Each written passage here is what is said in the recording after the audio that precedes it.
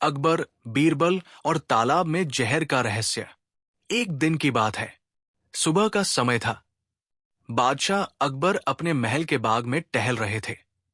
हवा में ठंडक थी, फूलों की खुशबू फैली हुई थी, लेकिन अकबर के चेहरे पर किसी गहरी सोच की झलक थी। इतने में महल का संदेशवाहक भागता हुआ आया। हुजूर, एक अजीब बात हुई है, वो हांफते हुए बोला। अकबर ने भौहें सिकोड़ते हुए पूछा, क्या बात हुई है? संदेशवाहक बोला, हुजूर, पास के गांव सोनापुर के तालाब में जहर घुला पाया गया है। कई मवेशी जो उस पानी को पी गए, वे मर गए। लोग डरे हुए हैं कि तालाब में किसी ने जानबूझकर जहर डाला है। अकबर चौंक गए। जहर? कौन करेगा ऐसा काम? वो तालाब तो पूरे इलाके का पानी का स्रोत है। उन्होंने तुरंत आदेश दिया, सैनिकों को भेजो, उस तालाब को चारों ओर से घेर लिया जाए, कोई भी वहां पानी लेने न जाए, और बीरबल को तुरंत बुलाया जाए। कुछ ही देर में बीरबल दरबार पहुंचे। वे हमेशा की तरह शांत और संयमित थे। अकबर ने पूरी घटना उन्हें सुनाई। बीरबल ध्यान से सुनते रहे, फिर बोले, जहां जहर है वहां डर है, जहां डर है वहां अफवाहें होती है। पहले हमें यह पता लगाना होगा कि सच में जहर है या सिर्फ डर। अकबर ने कहा, तुम्हें पूरा अधिकार है बीरबल। जाओ, सच्चाई का पता लगाओ। अगर किसी ने यह जानबूझकर किया है तो वो व्यक्ति सख्त सजा से नहीं बचेगा। बीरबल ने सिर झुकाकर कहा, हुजूर, आपकी आज्ञा। अगले दिन बीरबल अपने कुछ सिपाहियों के साथ सोनापुर पहुंचे। वहां का नजारा अजीब था। गांव वाले अपने घरों में दुबके हुए थे। तालाब के चारों ओर सैनिक पहरा दे रहे थे। कुछ मरे हुए जानवर किनारे पड़े थे। बीरबल ने तालाब को ध्यान से देखा। पानी साफ लग रहा था, लेकिन हवा में एक अजीब सी गंध थी। उन्होंने कहा, किसी को भी तालाब के पास जाने की अनुमति नहीं दी जाएगी जब तक मैं खुद इसकी जांच न कर लूं। उन्होंने अपने आदमी को कहा, थोड़ा पानी लाओ, लेकिन सावधानी से। सैनिक एक बर्तन में थोड़ा पानी लाया। बीरबल ने उसे सूंघा, फिर पास के जड़ी बूटी विशेषज्ञ मुनि हरिदास को बुलाया। हरिदास ने पानी की जांच की और कहा, इसमें एक प्रकार का पौधों से बना जहर है, जो दिखने में बेअसर लगता है, लेकिन जानवरों पर असर करता है। मनुष्य को नुकसान पहुंचाने के लिए इसकी मात्रा और बढ़ाई जानी थी। बीरबल ने गहरी सांस ली। मतलब किसी ने कोशिश की, पर काम अधूरा रह गया। बीरबल ने गांव के मुखिया को बुलाया। मुखिया डरते हुए बोला, हुजूर, हम तो अपने काम से काम रखते हैं। तालाब का पानी सबके लिए है, पर पिछले कुछ दिनों से रात को तालाब के पास अजीब साया दिखता था। कोई चलता हुआ, फिर गायब हो जाता था। बीरबल ने पूछा, कौन था वो? मुखिया ने सिर हिलाया, कोई नहीं जानता, लेकिन कुछ बच्चों ने कहा कि उसने सफेद कपड़े पहने थे और हाथ में मशाल थी। बीरबल सोच में पड़ गए। उन्होंने अपने सैनिकों से कहा, आज रात कोई सोएगा नहीं, हम खुद पहरा देंगे। रात गहरी हो चुकी थी। आसमान में बादल थे। बीरबल और सैनिक पेड़ों की ओट में छिपे थे। तालाब का पानी चांदनी में चमक रहा था। घंटों बीत गए। फिर अचानक एक हल्की आहट हुई। एक परछाई तालाब की ओर बढ़ी। उसके हाथ में एक मटकी थी। वो झुककर मटकी से कुछ डालने ही वाला था कि बीरबल ने आवाज लगाई, रुक जाओ। वो आदमी घबरा गया और भागने लगा। सैनिकों ने उसे पकड़ लिया। जब उसकी पगड़ी हटाई गई तो सब दंग रह गए।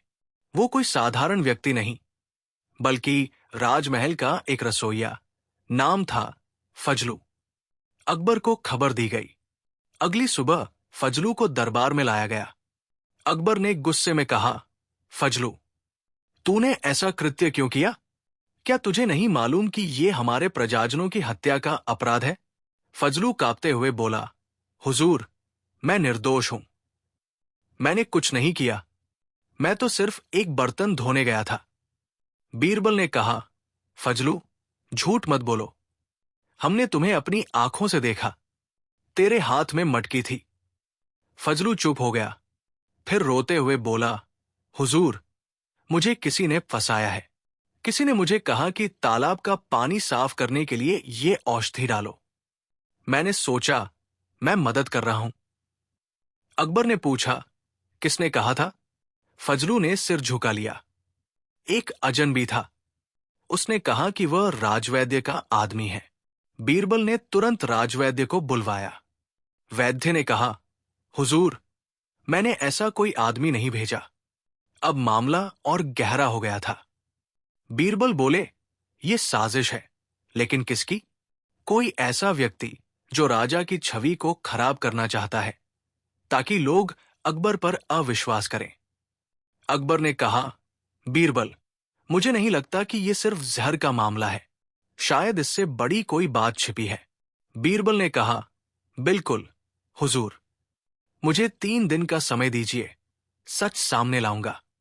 अगले 3 दिन बीरबल ने गांव में गुप्त रूप से जांच शुरू की। उन्होंने पाया कि कुछ व्यापारी हाल ही में गांव में आए थे, जो सुगंधित तेल बेच रहे थे।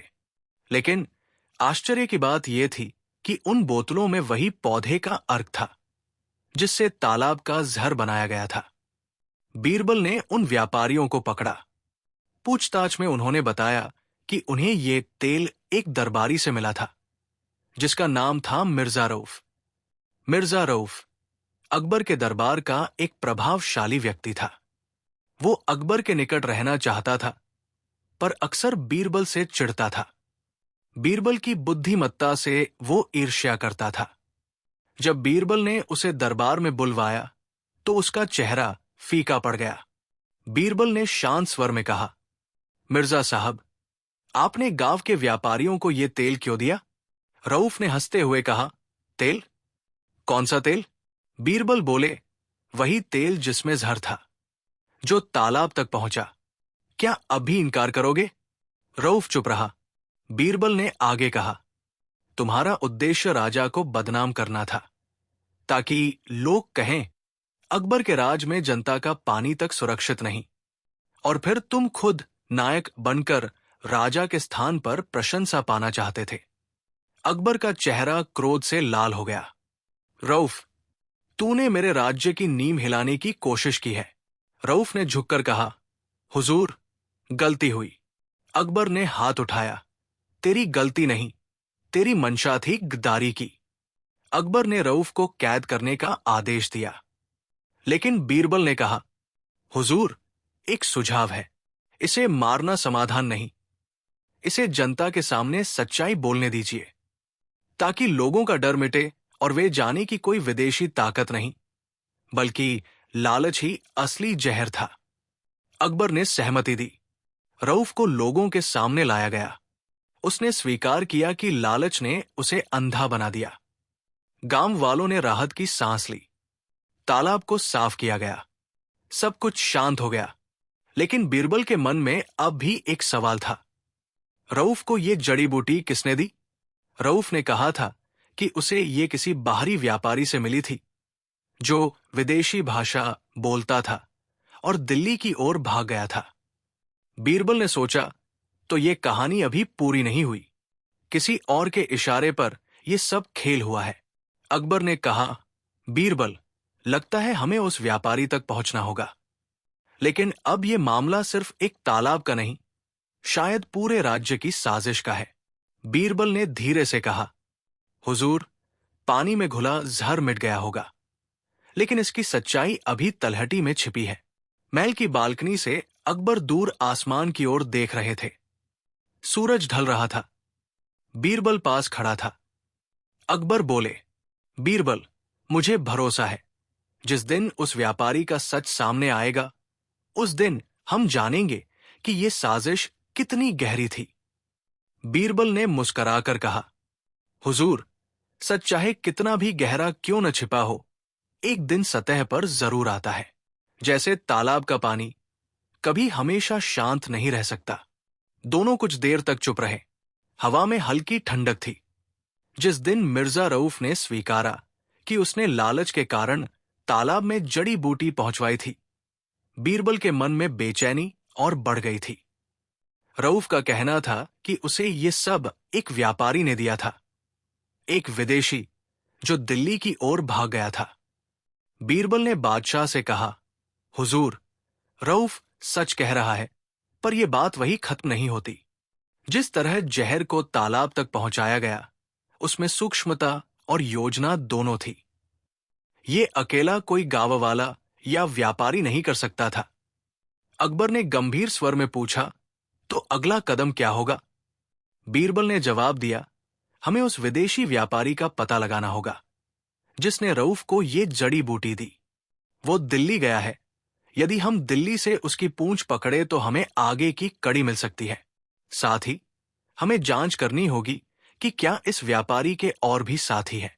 अकबर ने कहा, ठीक है, मुझे इसके लिए तुरंत एक विश्वसनीय दल चाहिए। मैं चाहता हूं कि तुम स्वयं इसकी अगुवाई करो, बीरबल। बीरबल ने नजरों में चमक लिए कहा, हुजूर, आपकी आज्ञा। बीरबल ने कुछ ही घोड़ों पर सवार होकर दिल्ली के लिए प्रस्थान किया। साथ में कुछ गुप्त अधिकारी और एक युवक, तिलक, जो रऊफ के करीबी से पूछताछ में आया था और बीरबल को प्रभावित करने वाला मिला, वो भी गया। तिलक का बोलचाल में सादगी थी, पर उसकी आंखों में सतर्कता थी। रास्ते में बीरबल कई छोटी छोटी बातों पर गौर करते रहे। जिस तरह कुछ यात्री अनावश्यक रूप से एक ही दिशा में जाते दिखते थे, किस प्रकार कुछ दुकानदारी के थैले गुप्त संदेशों के लिए इस्तेमाल हो रहे थे। बीरबल ने एक एक चीज नोट की। दिल्ली पहुंचते ही बीरबल ने सबसे पहले उन ठिकानों की खोज की जहां पर विदेशी व्यापारी रुकता। बाजारों में पूछताछ करने पर पता चला कि पिछले कुछ हफ्तों में एक विदेशी व्यापारी अक्सर आया जा रहा था। उसका नाम किसी को भी नहीं मालूम। वो खुद को अब्दुल हजीम कहता था, पर उसकी बोली में कोई विदेशी तान थी। न तो पूरी तरह हिंदुस्तानी, न ही किसी आसपास की भाषा। बीरबल ने कहा, अगर वो स्वयं का नाम बदलकर आया होगा तो पता लगाना कठिन नहीं होगा। हर व्यापारी के साथ कुछ विशेष चीज रहती है, एक निशान, एक आदत, कोई अनोखी बोली। दिल्ली के पुराने बाजार में एक चाय वाले ने बीरबल को बताया, हुजूर, वो आदमी अक्सर शाम को घाटी जैसी दुकान के आगे रुकता था और एक आईना निकालकर सामने खड़ी खुद की छवि को टटोलता था। उसे कंघी से भी बालों को बार बार सहलाता देखा गया। एक अन्य गल्ला व्यापारी ने कहा, वो अक्सर कुछ सूखी जड़ें एक लिफाफे में रखता था जो बहुत ही खास तरह की थी। मैंने सुना है कि वो इन्हें विशेष बर्तनों में बेचता था। बीरबल ने तुरंत उस दुकान पर हाथ डालवाया। दुकानदार ने कहा, हां, वो आदमी आया था, पर वो बहुत तेजी से गया कुछ दिनों पहले। बीरबल को अचानक संदेह हुआ। वे बोले, यदि वो कोई विदेशी है और इतनी जल्दी भाग गया तो वो किसी बड़े काम के संकेत नहीं दे सकता। परंतु वो रफ्तार जो उसने दिखाई, उसके पीछे कोई कारण है। तिलक ने धीरे से पूछा, हम यहां क्या तलाश रहे हैं? सिर्फ एक आदमी या कोई और निशान? बीरबल मुस्कुराए बिना बोले, निशान, हमेशा निशान। हर अपराध के पीछे कोई निशान होता है और निशानों को मिलाकर सच्चाई बनती है। बीरबल ने उस सूखी जड़ों वाले लिफाफे की तलाश शुरू कर दी। उन्होंने दिल्ली के हर्बल बाजारों में जाकर जड़ों के विक्रेताओं से पूछा। एक बूढ़ा वैद्य जिसे लोग नूर अल हक कहते थे, उसने कहा, ऐसी जड़ें अक्सर मैदानी इलाकों से आती हैं। वे दिखने में मामूली लगती हैं, पर उनकी खुशबू निर्दोष को भी भुला देती है। लोग इन्हें नेचुरल टॉनिक कहते हैं, पर अगर गलत मात्रा में दिया जाए तो वे जहर की तरह असर कर सकती है। बीरबल ने पूछा, क्या आपने हाल ही में कोई ऐसी जड़ें बेचा है? नूर अल हक ने कहा, हां, कुछ दिनों पहले एक ऐसे आदमी ने बड़ी मात्रा में मांगा था। उसने मंगाई थी, पर उसने अपना नाम नहीं बताया। वो बहुत भुगतान करने को तैयार था। ये सुनकर बीरबल की आंखें चमकी। भुगतान? उन्होंने सोचा, ये लालच की वही भाषा थी जो पहले तालाब के मामले में दिखी थी। नूर अल हक ने आगे बताया, उसने इन जड़ों को किसी बड़े कंटेनर में रखा था और साथ में काले रंग की एक छोटी डिब्बी भी दी थी। मैंने उसे हंसकर कहा कि ये किसी जड़ी का तेल है, पर उसने कहा, बस दे दो। बीरबल ने विनम्रता से पूछा, क्या तुम वो डिब्बी दिखा सकते हो? नूर अल हक ने धीरे से कहा, वो दे गया पर क्या फायदा? वो आदमी बहुत खतरनाक लग रहा था। बीरबल ने महसूस किया कि यह मामला सिर्फ किसी अकेले व्यापारी का नहीं, बल्कि किसी बड़े षड्यंत्र का हिस्सा है, और नूर अल हक की दी हुई डिब्बी किसी संदेश का हिस्सा हो सकती थी। बीरबल ने डिब्बी को ध्यान से जांचा। डिब्बी के अंदर एक झिल्लन था। उसमें कुछ महीन कण और एक पतली कागज की टेप लगी थी, जिस पर कुछ अदृश्य लिखावट थी। बीरबल ने वो कागज सावधानी से उठाकर उसे गर्म किया, और धीरे धीरे कुछ अक्षर उभरने लगे। उस अक्षर ने बीरबल को झकझोर दिया। वहां एक संकेत था, वुजूर, उत्तर की ओर। बीरबल ने तिलक को देखा। उत्तर की ओर मतलब? तिलक ने उत्तर की ओर निगाह की, और दोनों ने एक साथ समझा कि यह किसी दिशा का संकेत है, शायद किसी और ठिकाने का जहां से यह सामान आया था। बीरबल ने कहा, हमें उन दिशाओं का अर्थ निकालना होगा। हर संकेत किसी और संकेत से जुड़ा होता है, और यह संकेत हमें आगे की कड़ी देगा। उत्तर की ओर चलकर बीरबल और तिलक एक पुरानी मस्जिद के पास पहुंचे। ये मस्जिद दिल्ली के प्राचीन हिस्से में थी, जहां अक्सर विदेशी व्यापारी और नाविक रुका करते थे। मस्जिद के सामने एक कुआं था, और कुएं के पास एक वृद्ध मछुआरे रहता था। उसका नाम काजिम था। काजिम ने बताया कि कुछ दिनों पहले उसने एक बड़ा बैग देखा था, जो रात में ही गिरा दिया गया था। बैग पर कहीं दूर की एक जहाज कंपनी का निशान था, जो अक्सर पश्चिमी समुद्रों से माल लाती थी। बीरबल का मन तेजी से काम कर रहा था। पश्चिमी समुद्र, विदेशी व्यापारी, जहाज कंपनी, ये सारे संकेत मिलते गए। उन्होंने काजिम से पूछा, क्या तुमने किसी विदेशी को वहां देखा था? काजिम ने कहा, हां, एक ऐसा आदमी आया था जिसको हम समझ नहीं पाए।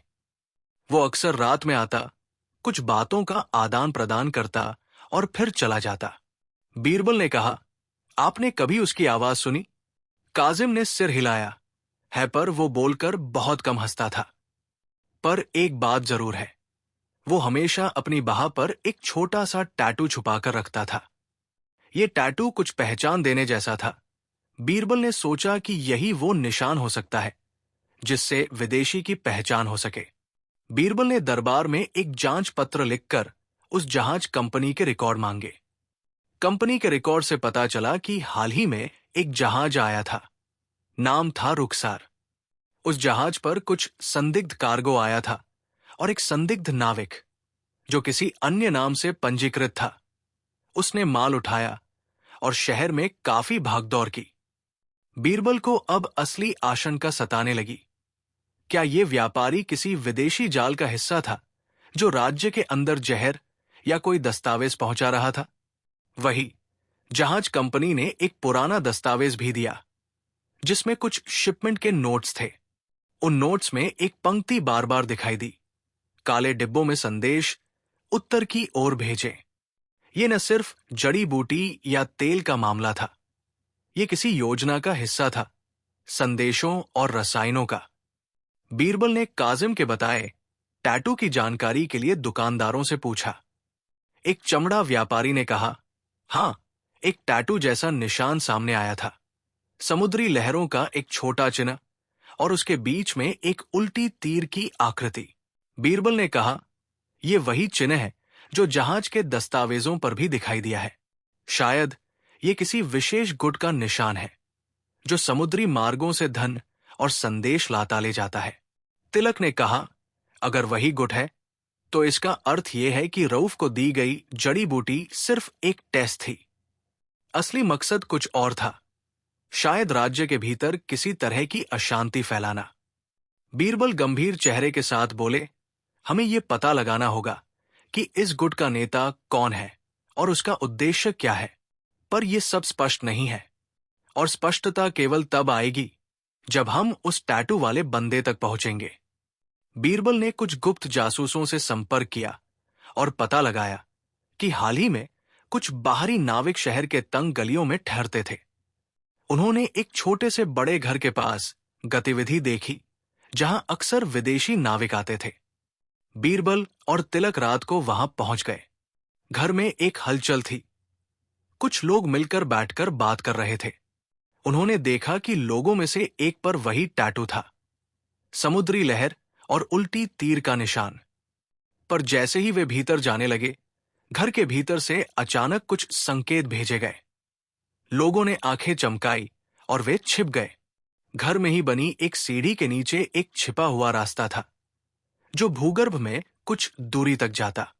ये सब योजनाबद्ध था, जैसे कोई नेटवर्क हो जो जमीन के नीचे से चलता हो। बीरबल ने फुसफुसाकर कहा, यह सिर्फ व्यापारियों का गढ़ नहीं, ये नेटवर्क है जो संदेश, सामान और संभवतः हथियार पहुंचाता है। वे चुपके से पीछे पीछे गए, पर उनके कदमों के निशान जमीन पर पड़ गए और किसी ने उन्हें देख लिया। वहां लगी सुरक्षा ने आवाज लगाई। एक हल्की लड़ाई हुई। बीरबल के साथ गए कुछ साथी घायल हुए, पर बीरबल और तिलक बच निकले। बाहर निकलते समय बीरबल ने देखा कि एक पुराने खजाने के मानचित्र जैसी पन्नियां बिखरी पड़ी थी। उन पर कई बिंदु और एक नाम बार बार लिखा हुआ था, जहानिया। बीरबल ने सोचा, ये नाम मेरे लिए नया है, पर हो सकता है कि ये वही गुट का प्रमुख हो। जवानिया या जहानिया नाम कुछ अजनबी सा लग रहा था। बीरबल ने पुरानी किताबों और दस्तावेजों में खोज की और पाया कि जहानिया नाम का उल्लेख पुराने समुद्री व्यापारियों के बीच एक किंवदंती में मिलता है। एक रहस्यमयी व्यापारी जिसने कभी किसी का पीछा नहीं छोड़ा और रहस्यमय मार्गों से माल पहुंचाया। बीरबल ने दरबार में रिपोर्ट दी और कहा, जहानिया का नाम प्रकट होना एक चेतावनी है। ये गुट उस राजा पर हमला कर सकता है जिसकी नजर कमजोर पड़े। वे किसी तरह लोगों के भरोसे और पानी जैसी मूलभूत जरूरतों पर हमला कर रहे हैं। अकबर ने पूछा, तो इसका अर्थ है कि ये विरोधी किसी बड़े स्तर पर हमारी कमजोरी दिखाना चाहता है? बीरबल ने कहा, हां हुजूर, पर हमें अभी पैटर्न को जोड़ना है। ये पता लगाना होगा कि जहानिया कौन है और उसका मकसद क्या है। बीरबल ने अपने पुराने मित्र और सूचना रखने वाले फ्राज को बुलाया। फ्राज ने कहा कि उसने एक संदिग्ध व्यक्ति देखा था जो जहानिया के संकेतों की नकल करता दिखा। उसने कहा, जहानिया का गुट अब धीरे धीरे शहर में पांव पसार रहा है। वे चुपचाप लोगों को प्रभावित कर रहे हैं, खासकर उन व्यापारियों और दरबारियों को जो आसानी से लालच में पड़ जाते हैं। बीरबल ने कहा, हमें उन व्यापारियों की सूची चाहिए जो पिछले 2 महीनों में अनाम भुगतान लेकर जड़ी बूटियां या तेल पहुंचा रहे थे। फ्राज ने सूची दी और सूची में कुछ ऐसे नाम थे जो दरबार से जुड़े लोगों के भी निकट थे। बीरबल का दिल भारी हो गया। क्या ये गुट दरबार के पास भी पहुंच चुका था? जैसे जैसे जांच आगे बढ़ी, बीरबल कुछ ऐसे संकेतों से टकराए जो दरबार के अंदरूनी रागत भाव की ओर इशारा करते थे।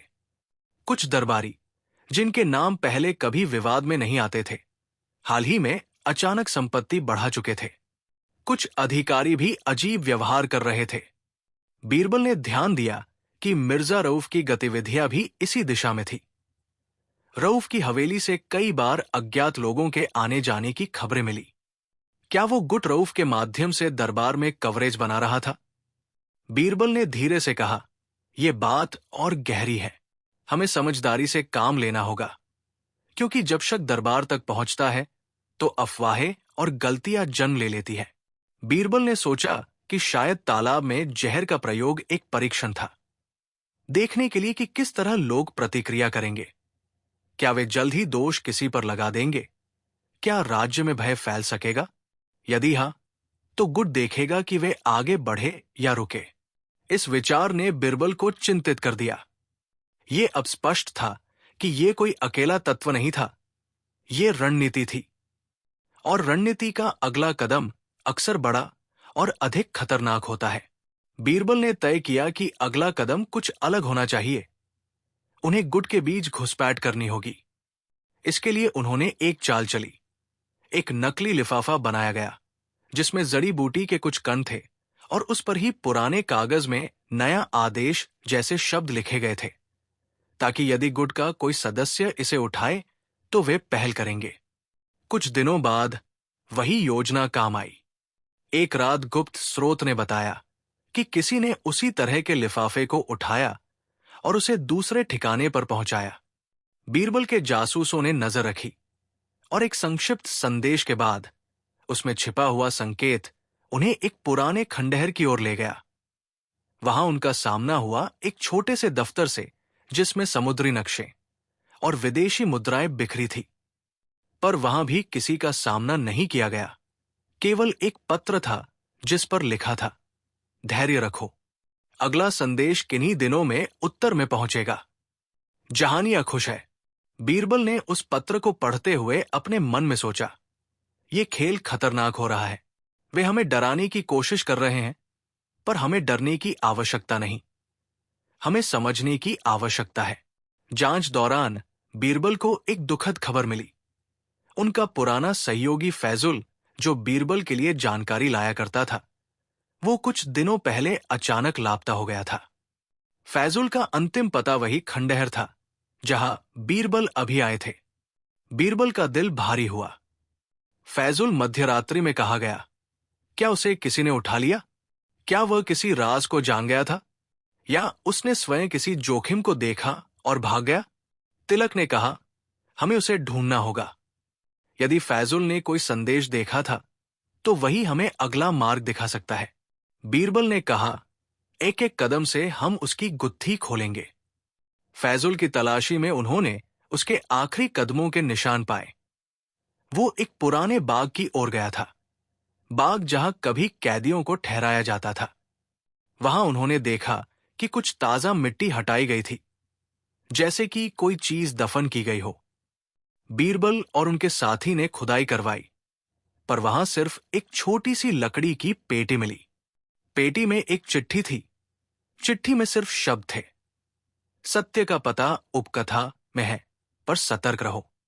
उपकथा? बीरबल ने सोच में पढ़कर कहा, यह संकेत कहीं और भी आया है, या ये गुट हमें खेल रहा है? तिलक ने कहा, यह किसी पुस्तक का नाम भी हो सकता है, या किसी जगह का। हमें पुरानी पुस्तकालयों और पुस्तकों की ओर देखना होगा। दिल्ली के पुराने पुस्तकालयों में बीरबल ने खोज शुरू की और एक छोटी गुमनाम पुस्तक मिली जिसका नाम था उपकथा, समुद्री और सूखे राज। पुस्तक में कई पुराने समुद्री कहानियां थी, पर एक अध्याय ने बीरबल का ध्यान खींचा। उसमें लिखा था कि एक गुट पुराने मेलजोल के माध्यम से संदेश भेजता था। संदेश को अक्सर किसी छोटे त्रिकोण निशान से चिन्हित किया जाता था, और वो त्रिकोण वही था जो जहाजों के नक्शों पर देखा जाता था। बीरबल ने कहा, यह वही निशान है जो टैटू पर था, और वही निशान जो हमारी काली डिब्बी पर था। ये गुट पुराने समुद्री चोरों से जुड़ा हुआ है। वे अब व्यापार के रूप में खुद को ढककर चल रहे हैं। उनकी खोज ने उन्हें एक छोटे से द्वीप की ओर संकेत किया। वो द्वीप समुद्री मार्ग के किनारे था, और उसमें एक पुराना किला था जहां अक्सर समुद्री व्यापारी मिलते थे। बीरबल ने अकबर को सारी जानकारी दी और एक छोटे से जहाज का इंतजाम करवाकर द्वीप की ओर चल दिया। द्वीप की हवा में नमक की बू थी और वहां का नजारा वीरान सा था। किले की दीवारें जर्जर थी, पर भीतर हलचल थी। किसी ने वहां रहकर अपने कामों को छुपा रखा था। किले के भीतर बीरबल को मिली संरचना, जहां पर अलग अलग नक्शों पर दाग थे और कई देशों के नाम लिखे हुए थे। वहां एक बड़ा टेबल था जिस पर विभिन्न डिब्बियां रखी थी, और उन डिब्बियों में से एक पर वही समुद्री लहर और उल्टी तीर का निशान देखा गया। बीरबल ने धीमे स्वर में कहा, यहां का खेल बड़ा है। यह केवल जुर्म का जाल नहीं, यह कई राज्यों को जोड़ने वाली एक जाल है। तिलक ने कहा, और यदि यह सच है तो इसका मतलब यह है कि हम अब केवल एक तालाब या एक गांव की रक्षा नहीं कर रहे, हम अपनी सीमाओं और जनता की रक्षा कर रहे हैं। किले में एक पुराना डायरी भी पढ़ने को मिला।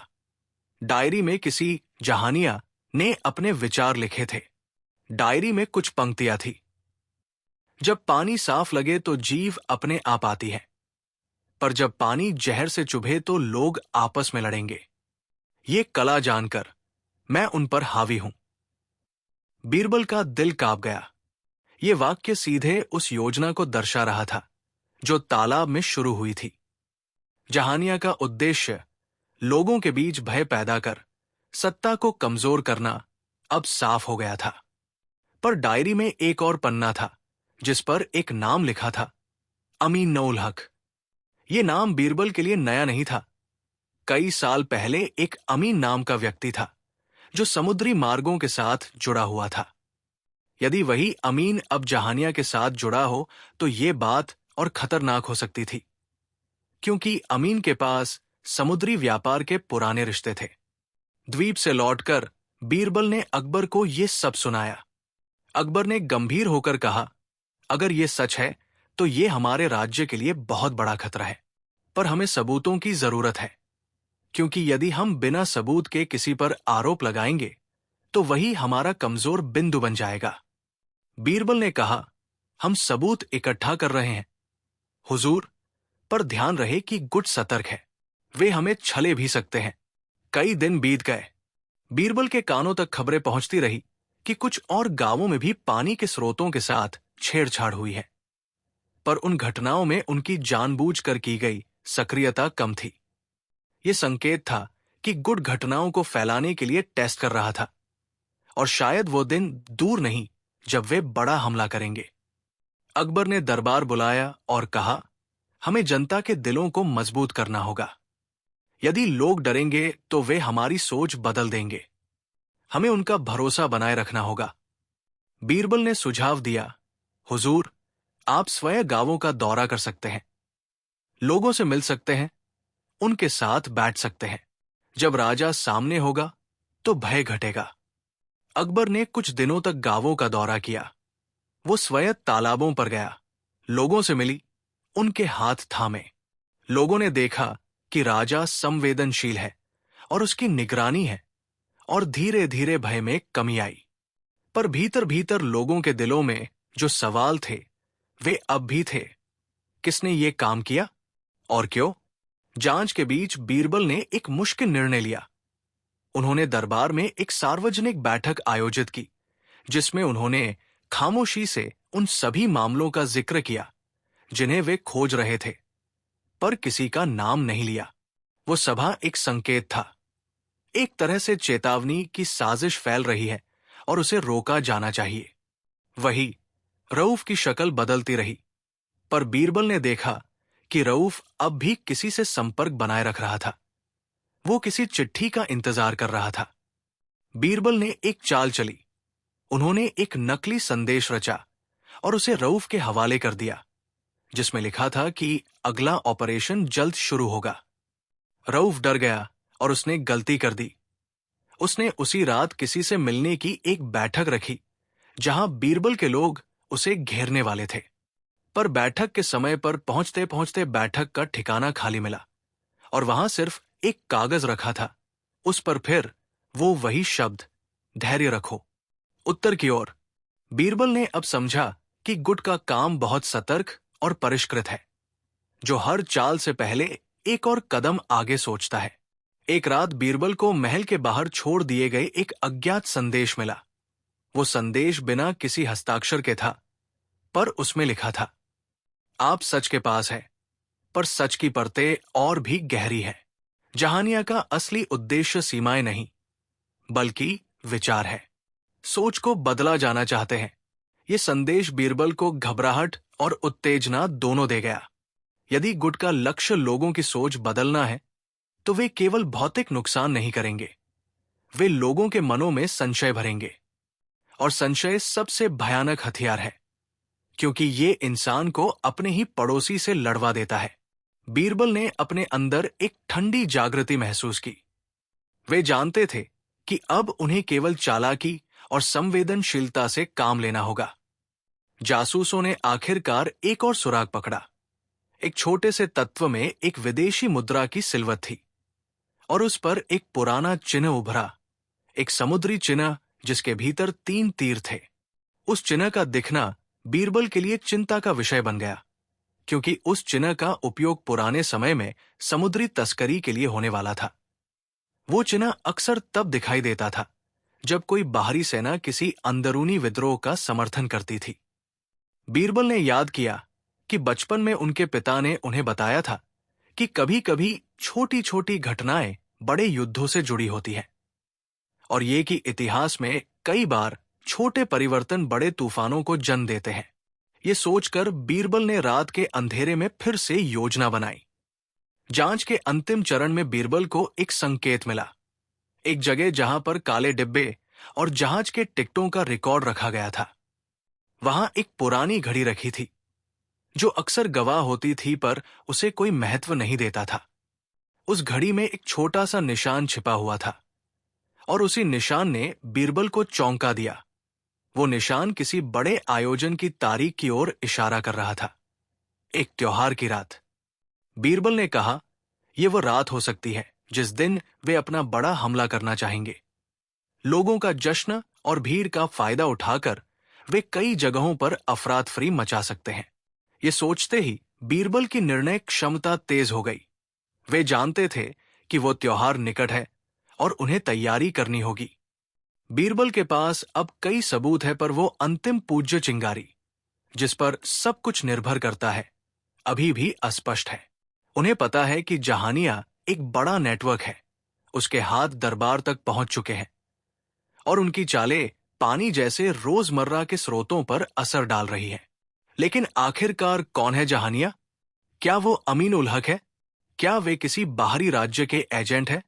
क्या उनका उद्देश्य केवल भय फैलाना है, या वे किसी बड़े राजनीतिक उद्देश्य के लिए काम कर रहे हैं? राज्य की सीमाओं को बदलना या जनता की सोच को मोड़ना? बीरबल ने सारे संकेत जोड़कर एक अंतिम योजना बनाई, और वो योजना किसी के सामने नहीं बताई गई। उन्होंने अपनी छोटी टीम तैयार कर ली, तिलक, फराज, नूर अल हक और कुछ भरोसेमंद सिपाही, और कहा, हमें त्योहार की रात का इंतजार करना होगा। वही रात हमें सारे जवाब दे सकती है, या फिर और भी बड़े सवाल दे सकती है। अकबर ने कहा, मैं भी उस रात दरबार में रहूंगा। मैं देखना चाहूंगा कि मेरे राज्य पर कौन हमला करना चाहता है। राजधानी फतेहपुर सीकरी इस समय दीपों से जगमगा रही थी। त्योहार का समय था। हर गली, हर चौक, हर घर में रोशनी थी।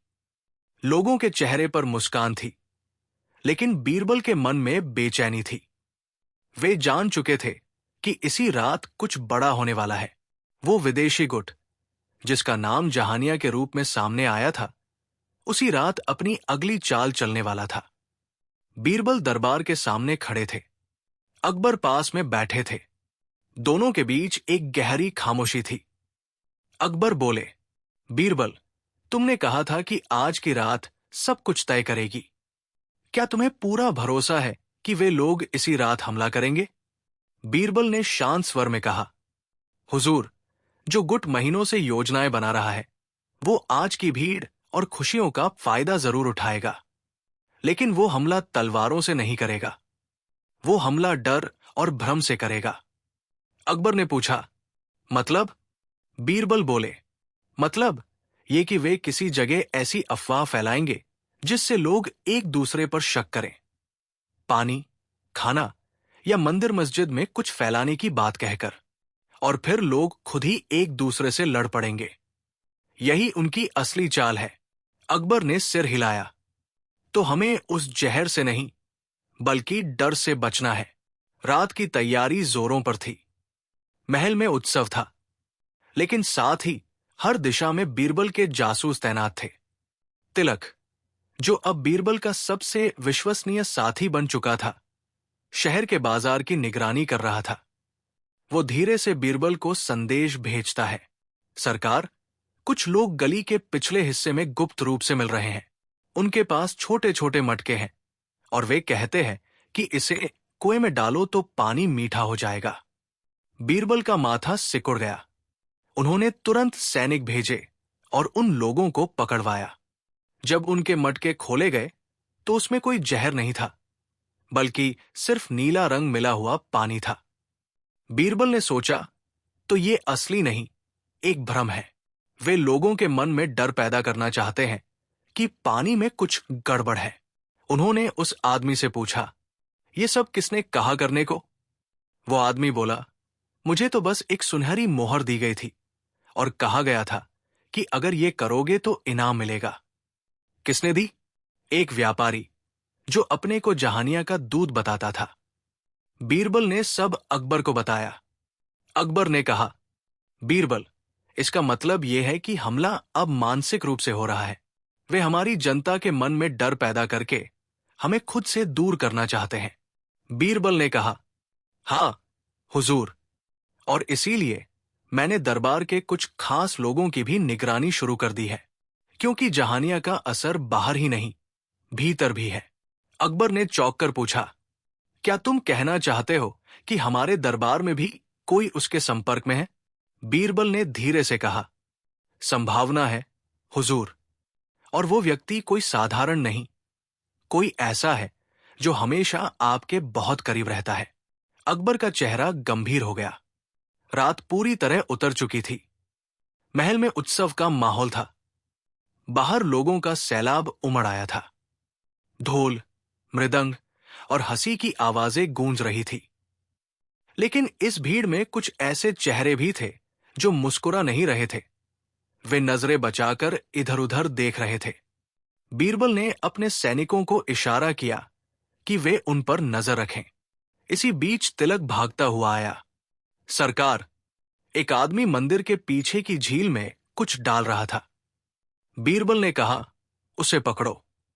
जब सैनिकों ने उस आदमी को पकड़ा तो उसने विरोध किया। मैं तो सिर्फ फूल चढ़ाने आया था। लेकिन जब बीरबल ने झील में झांका तो उन्हें एक छोटा सा थैला दिखा जिसमें कुछ सूखी जड़ें थी। वही जड़ें जो पहले तालाब के मामले में मिली थी।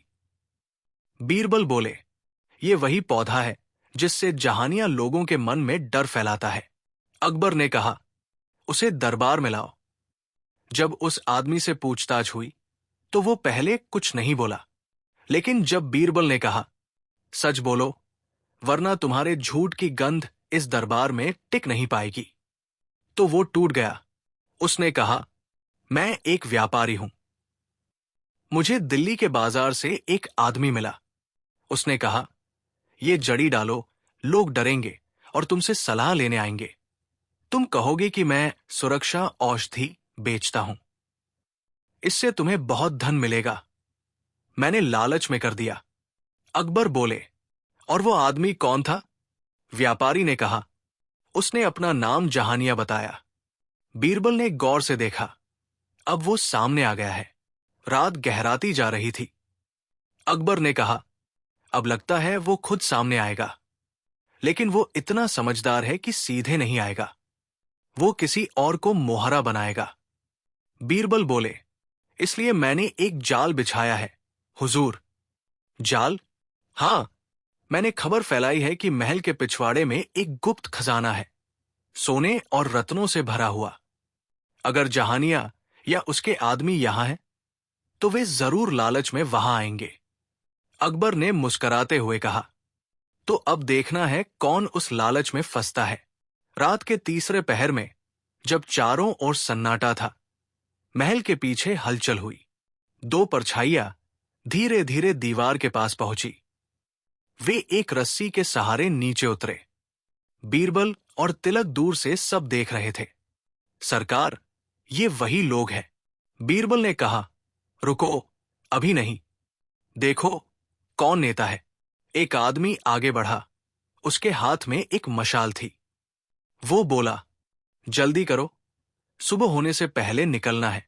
जहानिया ने कहा है, अगर ये काम सफल हुआ तो पूरा इनाम मिलेगा। जहानिया? बीरबल के चेहरे पर हल्की मुस्कान आई। अब हमारे पास उसका प्रमाण है। सैनिकों ने अचानक उन्हें घेर लिया, लेकिन तभी एक तेज आवाज आई, पीछे हटो। धुएं का गुबार उठा और उन लोगों ने कुछ फेंका, जिससे अंधेरा फैल गया। जब धुआं छंटा तो एक आदमी पकड़ा गया, बाकी भाग निकले। बीरबल ने पकड़े गए आदमी का चेहरा देखा। वो कोई और नहीं, मिर्जा रऊफ था। अकबर ने क्रोध में कहा, रऊफ, तू फिर से इस साजिश में शामिल है? तुझे जेल में डालकर छोड़ा नहीं था? रऊफ ने घबराते हुए कहा, हुजूर, मैंने कुछ नहीं किया, मुझे मजबूर किया गया। जहानिया ने कहा था कि अगर मैंने मदद नहीं की तो वो मेरे परिवार को नुकसान पहुंचाएगा। बीरबल ने कहा, जहानिया ने तुझे डराया और तू डर गया, पर अगर सच में जहानिया है तो वो हमारे बहुत करीब है। उसने तुझे बचाने के लिए कहा और खुद नहीं आया। रऊफ बोला, नहीं, वो आज यहां था, पर जब सैनिक आए वो भाग गया। उसने कहा कि अगला कदम राजधानी के दिल में होगा। अकबर ने पूछा, राजधानी का दिल मतलब? बीरबल ने गंभीर स्वर में कहा, मतलब दरबार। अगले दिन सुबह दरबार में सामान्य कामकाज चल रहा था। मंत्री, अधिकारी, सैनिक सभी उपस्थित थे, पर बीरबल की नजरें लगातार घूम रही थी। अचानक उन्हें कुछ अजीब लगा। दरबार के एक कोने में रखे फूलों के गुलदस्ते से हल्की सी गंध आ रही थी, जो सामान्य नहीं थी। बीरबल ने तुरंत कहा, सब पीछे हट जाए। उन्होंने गुलदस्ते को उठाया और देखा कि उसके नीचे मिट्टी में कुछ कण पड़े थे, वही जड़ी बूटी वाली जड़ें। अकबर ने कहा, इसका मतलब उन्होंने महल के भीतर भी हाथ डाल दिया है। बीरबल बोले, हां हुजूर, अब हमें उस व्यक्ति को ढूंढना है जो इन फूलों को रोज बदलता है। जब वो सेवक बुलाया गया तो वो घबराया हुआ था। बीरबल ने शांत स्वर में कहा, डर मत, सिर्फ ये बताओ कि फूल किससे लेते हो। सेवक ने कहा, हुजूर, मैं हर सुबह वही बुजुर्ग माली से लेता हूं जो महल के बाग में काम करता है। बीरबल ने कहा, उसे बुलाओ। माली आया। उसकी उम्र लगभग 50 साल थी। वो झुका और बोला, हुजूर, मैं तो रोज यही काम करता हूं, फूल लगाना, पानी देना, बस। बीरबल ने पूछा, तुम्हें फूल कौन देता है? माली बोला, मैं खुद तोड़ता हूं। कभी कभी एक नौजवान आता है, कहता है कि उसके पास नए फूल हैं जो दूर देश से लाए हैं, मैं ले लेता हूं। बीरबल ने पूछा, वो नौजवान कहां मिलता है? महल की पिछली दीवार के पास, वही हर हफ्ते आता है। बीरबल ने तिलक से कहा, आज रात हम उसी दीवार के पास छिपेंगे। रात के तीसरे पहर वही नौजवान आया। उसके कंधे पर एक टोकरी थी। वो धीरे से बाग में घुसा और माली को कुछ थैले देने लगा। तभी बीरबल ने आगे बढ़कर कहा, रुको। वो घबरा गया, भागने लगा, पर सैनिकों ने पकड़ लिया। जब उसके चेहरे से कपड़ा हटाया गया तो सब हैरान रह गए। वो कोई विदेशी था। उसकी आंखें नीली थी और वो टूटी फूटी हिंदुस्तानी में बोला, मुझे छोड़ दो, मैं सिर्फ फूल बेचता हूं। बीरबल ने कहा, झूठ मत बोलो, तुम्हारे फूलों में जहर मिला है और तुम वही व्यक्ति हो जो जहानिया के नाम पर ये सब फैला रहा है। विदेशी हंसने लगा, तुम सोचते हो मैं जहानिया हूं? जहानिया तो कोई एक व्यक्ति नहीं, जहानिया तो एक विचार है। तुम एक को पकड़ोगे तो दूसरा उठ खड़ा होगा। अकबर बोले, क्या मतलब? विदेशी बोला, जहानिया कोई नाम नहीं, वो एक संगठन है जो तुम्हारे राज्य की नब्ज समझता है। जब तुम लोगों में भय फैलता है, हम मजबूत होते हैं। जब लोग भरोसा खोते हैं, हम जीतते हैं। अकबर ने गुस्से में कहा, अगर ये संगठन हमारे लोगों के भरोसे को तोड़ना चाहता है तो हम उन्हें भरोसे से ही हराएंगे। बीरबल बोले, सही कहा हुजूर, तलवार से डर मिटता नहीं, विश्वास से मिटता है। विदेशी ने हंसकर कहा, तुम्हें लगता है तुम्हारे लोग अब भी तुम पर विश्वास करते हैं? अकबर ने उसकी ओर देखा और शांत स्वर में कहा, हां, क्योंकि मैं उनका राजा हूं, पर उससे भी पहले मैं उनका हमसफर हूं। विदेशी को कैद कर लिया गया, लेकिन पूछताछ में उसने कई और नाम लिए, कुछ दरबारियों, कुछ व्यापारियों, यहां तक कि कुछ सैनिकों के। बीरबल ने देखा कि साजिश कितनी गहरी थी। यह सिर्फ एक व्यक्ति या एक शहर का मामला नहीं था, यह पूरा नेटवर्क था। उन्होंने अकबर से कहा, हुजूर, अगर हमने इन्हें रोकना है तो हमें इनके सिर तक पहुंचना होगा। जहानिया अब सिर्फ नाम नहीं, एक आंदोलन है। अकबर बोले, और उस आंदोलन की जड़ को काटना हमारे लिए जरूरी है। बीरबल बोले, हां, लेकिन जल्दबाजी में नहीं। हमें पहले ये समझना होगा कि जहानिया असल में कहां से चलता है, कौन इसे दिशा देता है। कुछ दिनों बाद बीरबल और तिलक ने राजधानी छोड़ने की तैयारी की। उन्हें पश्चिमी सीमा की ओर जाना था, जहां से उस विदेशी व्यापारी के आने की खबर थी। अकबर ने विदा देते हुए कहा, बीरबल, तुम हमेशा की तरह बुद्धि से जीतना। तलवारों की जरूरत नहीं, क्योंकि ये युद्ध मन का है। बीरबल ने मुस्कुराते हुए कहा, हुजूर, जब तक मन सच्चाई पर रहेगा, कोई छल स्थायी नहीं होगा। बीरबल और तिलक घोड़ों पर सवार होकर निकल पड़े। रास्ते में हवा ठंडी थी, पर मन में ज्वाला थी। तिलक ने पूछा, सरकार, क्या आपको लगता है हम जहानिया तक पहुंच पाएंगे? बीरबल ने कहा, जहानिया कोई जगह नहीं, तिलक, वो सोच है। और जब सोच गलत दिशा में जाती है, तब सबसे पहले हमें खुद को सही दिशा में रखना होता है। घोड़े आगे बढ़ते गए। दूर कहीं क्षितिज पर सूरज उग रहा था। फतेहपुर सीकरी से निकलते समय आसमान में धुंध फैली थी। हवा ठंडी थी, पर बीरबल के मन में एक ही बात घूम रही थी, अब ये आखिरी सफर है। तिलक उनके साथ था। बीरबल ने कहा, तिलक, अब हमें सच्चाई तक पहुंचना ही होगा। अब तक हम उसके परछाइयों को पकड़ते रहे हैं। आज हमें उसके असली चेहरे से सामना करना है।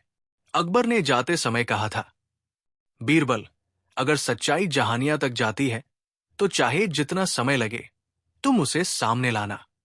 लेकिन सावधानी रखना, क्योंकि जो लोग साजिश करते हैं, वे चालाक होते हैं। बीरबल ने नमन किया था और कहा था, हुजूर, इस बार ना मैं लौटूंगा तब तक, जब तक सारा रहस्य मिट्टी से बाहर न निकाल दूं। पश्चिम की राह पर चलते हुए बीरबल और तिलक कई गांवों से गुजरे। रास्ते में उन्हें कई जगह ऐसे लोग मिले जो एक ही नाम फुसफुसाते थे, जहानिया। कोई कहता, वो हमें बचाएगा।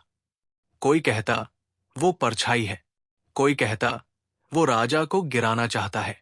बीरबल ने गौर से देखा, जहानिया अब एक व्यक्ति नहीं रहा था, बल्कि एक डर बन चुका था। तिलक ने कहा, सरकार, ये तो लोगों के मन में फैल चुका है। जहानिया ने खुद को एक विश्वास का नाम बना लिया है।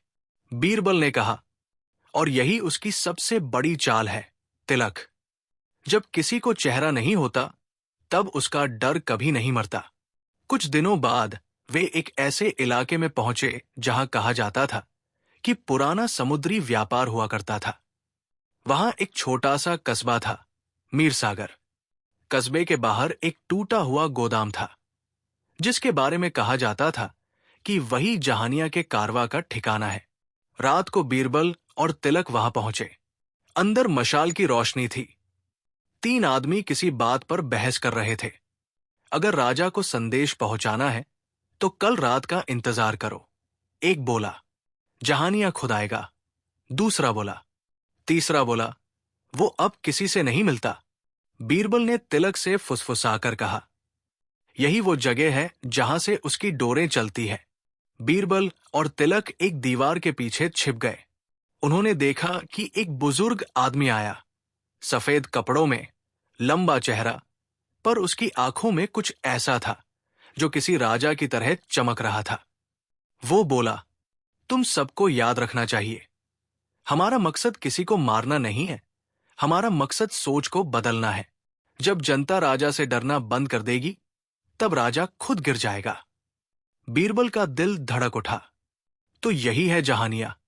वो व्यक्ति आगे बोला, हमारा अगला कदम होगा फतेहपुर में फसल का भंडार जलाना। जब अन्न खत्म होगा, लोग राजमहल के खिलाफ उठेंगे, और यही हमारी जीत होगी। बीरबल ने इशारा किया, अब हम इसे पकड़ नहीं सकते, हमें पहले इसे बेनकाब करना होगा। अगले दिन बीरबल ने अपनी योजना बनाई। उन्होंने कहा, अगर जहानिया लोगों को डर से जीत रहा है, तो हमें उसी डर को उसके खिलाफ इस्तेमाल करना होगा। उन्होंने अपने जासूसों को आदेश दिया, कल रात शहर में यह खबर फैलाओ कि जहानिया पकड़ा जा चुका है और उसने राजमहल के खिलाफ सारा सच कबूल कर लिया है। तिलक ने पूछा, पर सर, अगर वो पकड़ा नहीं गया तो? बीरबल मुस्कराए। झूठ को हराने के लिए कभी कभी उसे खुद अपने हथियार से हराना पड़ता है। अगले दिन जैसे ही शहर में ये बात फैली कि जहानिया पकड़ा गया है, लोगों के चेहरे बदल गए। कई लोग जो अब तक उसके समर्थन में थे डर गए। कुछ छिप गए, कुछ शहर छोड़ गए। बीरबल ने देखा, जहानिया की ताकत उसके नाम में थी, उसके सच में नहीं। जैसे ही नाम गिरा, उसके अनुयायी बिखरने लगे। पर उसी रात अचानक दरबार को संदेश मिला। जहानिया ने फतेहपुर के रास्ते पर हमला किया है और राजा को पकड़ने की कसम खाई है। अकबर ने तुरंत कहा, बीरबल को बुलाओ। बीरबल जब पहुंचे तो अकबर ने कहा, अब ये छिपा खेल खत्म होना चाहिए। अगर वो हमला कर रहा है तो हमें भी सामना करना होगा। बीरबल बोले, हुजूर, आज की रात ही उसका खेल खत्म होगा। उन्होंने सैनिकों को तैनात किया और खुद तिलक के साथ निकल पड़े। रात के सन्नाटे में एक पुराना मंदिर था जहां से आवाजें आ रही थी। वे धीरे धीरे अंदर गए। वहां मशालों की रोशनी में जहानिया बैठा था, वही व्यक्ति सफेद कपड़ों में। अध्याय 8। बीरबल और जहानिया आमने सामने। जहानिया बोला, आ गए आखिरकार। बीरबल, तुम्हें देखने की चाह थी। तुम ही हो वो जो राजा को बचाते हो। बीरबल ने शांत स्वर में कहा, और तुम वही हो जो जनता को तोड़ता है। जहानिया हंसने लगा। जनता? नहीं बीरबल, मैं जनता को सिखाता हूं कि वो अंधभक्ति छोड़ दे। जब तक वे राजा के आदेश पर चलते रहेंगे तब तक वे दास हैं। बीरबल बोले, और जब वे तुम्हारे आदेश पर चलेंगे तो क्या वे स्वतंत्र होंगे? जहानिया चुप हो गया। बीरबल ने कहा, तुम्हारा मकसद आजादी नहीं, सत्ता है। तुम खुद राजा बनना चाहते हो। जहानिया ने कहा, मैं राजा नहीं बनना चाहता। मैं ये देखना चाहता हूं कि लोग राजा से सवाल करना सीखें। बीरबल बोले, सवाल पूछना बुरा नहीं, लेकिन जब सवाल जहर में बदले जाए तब वे समाज को मार देते हैं। जहानिया ने मुस्कुराकर कहा, तुम बुद्धिमान हो बीरबल, पर तुम्हारी बुद्धि राजा की गुलाम है।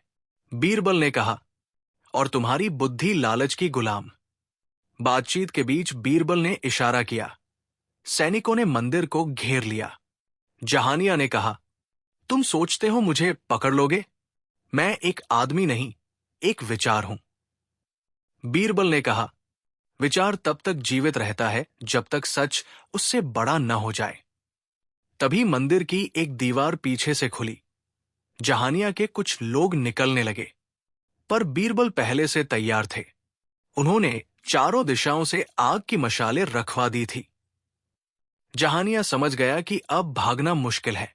वो बोला, ठीक है, अगर मैं हार गया तो सच सुनो, मैं कभी दुश्मन नहीं था। मैं खुद राजा अकबर के ही दरबार में था। अकबर जो वहां पहुंचे थे चौंक गए। क्या कहा? जहानिया बोला, हां, मैं कभी तुम्हारे ही सलाहकारों में था, लेकिन जब तुमने एक गरीब किसान की बात टाल दी तब मैंने सोचा इस राज्य में न्याय नहीं है। तब मैंने जहानिया का रूप बनाया। अकबर ने गंभीर होकर कहा, अगर तेरे मन में पीड़ा थी तो तू दरबार से बात करता, छल नहीं करता। जहानिया बोला, दरबार में कौन सुनता है? बीरबल ही तो सबके सवालों का जवाब होता है। बीरबल ने कहा, क्योंकि मैं सच कहता हूं, चाहे किसी को अच्छा लगे या नहीं। जहानिया ने मुस्कुराकर कहा, और यही तुम्हारी जीत है बीरबल। तुम सत्ता के साथ रहते हुए भी उसकी आंख बन गए।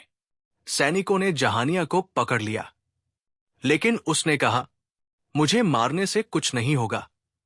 मेरे लोग हर जगह हैं, लेकिन अगर तुम सच में जीतना चाहते हो तो जनता के दिलों में डर मत आने देना। अकबर ने कहा, मैं डर को नहीं, भरोसे को बढ़ाऊंगा। जहानिया ने हल्की मुस्कान दी। तो फिर तुम जीत गए। इतना कहकर वो धीरे से जमीन पर बैठ गया। उसके हाथ से एक शीशी गिर गई, जिसमें वही जड़ी बूटी थी जिससे पूरी कहानी शुरू हुई थी। बीरबल ने कहा, तो यही था असली जहर, ये पौधा नहीं। ये सोच कि कोई भी अपने स्वार्थ के लिए दूसरों के मन में डर भर दे। महल लौटकर अकबर ने बीरबल से कहा, बीरबल, तूने आज फिर साबित किया कि बुद्धि तलवार से बड़ी होती है। बीरबल ने कहा, हुजूर, आज हमने जहानिया को हराया नहीं, हमने अपने भीतर के जहानिया को हराया है, वो हिस्सा जो कभी अहंकार में दूसरों की बात नहीं सुनता। अकबर ने सिर झुकाया। सही कहा बीरबल, राज को चलाना कठिन नहीं, न्याय को जीवित रखना कठिन है। बीरबल ने कहा, और जब राजा खुद सवालों से भागे नहीं, तभी राज्य मजबूत होता है। कुछ हफ्तों बाद फतेहपुर में फिर त्योहार आया, पर इस बार कोई अफवाह नहीं थी, कोई डर नहीं था। लोगों ने मिलकर तालाब के पास दीप जलाए, जहां कभी जहर डाला गया था। अकबर ने वहां जाकर कहा, इस पानी ने हमें एक सच्चाई सिखाई, जब तक एक बूंद भी भरोसे की है, तब तक कोई जहानिया नहीं जीत सकता। बीरबल मुस्कराए, और जब राजा खुद जनता के बीच खड़ा हो जाए, तब कोई साजिश नहीं चलती। लोगों ने जहानिया का नाम सुनना ही बंद कर दिया। वो अब एक डर नहीं, एक सीख बन गया था कि कोई भी राज्य तभी मजबूत होता है जब लोग और राजा एक दूसरे पर भरोसा करें। वो अमीन उल हक नाम का पुराना सलाहकार था, जो एक समय अकबर के साथ काम करता था। वो समाज सुधार का समर्थक था, लेकिन जब उसकी बातों को दरबार ने गंभीरता से नहीं लिया, तो वो गलत राह पर चला गया। उसने विदेशी व्यापारियों से हाथ मिलाया, जहाजों से औषधियां मंगवाईं और डर का खेल शुरू किया ताकि राजा की छवि कमजोर हो। पर उसकी चाल उल्टी पड़ी, क्योंकि बीरबल ने समझ लिया कि असली जहर कोई द्रव्य नहीं, बल्कि विचार है, और उस विचार को मिटाने के लिए तलवार नहीं, सच्चाई चाहिए। अंत में जहानिया ने खुद कहा, मुझे याद रखना दुष्ट के रूप में नहीं, एक चेतावनी के रूप में कि जब राजा और जनता के बीच दूरी बढ़ती है, तो किसी न किसी जहानिया का जन्म होता है। अकबर ने आदेश दिया कि उस जड़ी बूटी को नष्ट कर दिया जाए और उस पौधे के स्थान पर नए वृक्ष लगाए जाएं, जो विश्वास का प्रतीक हो।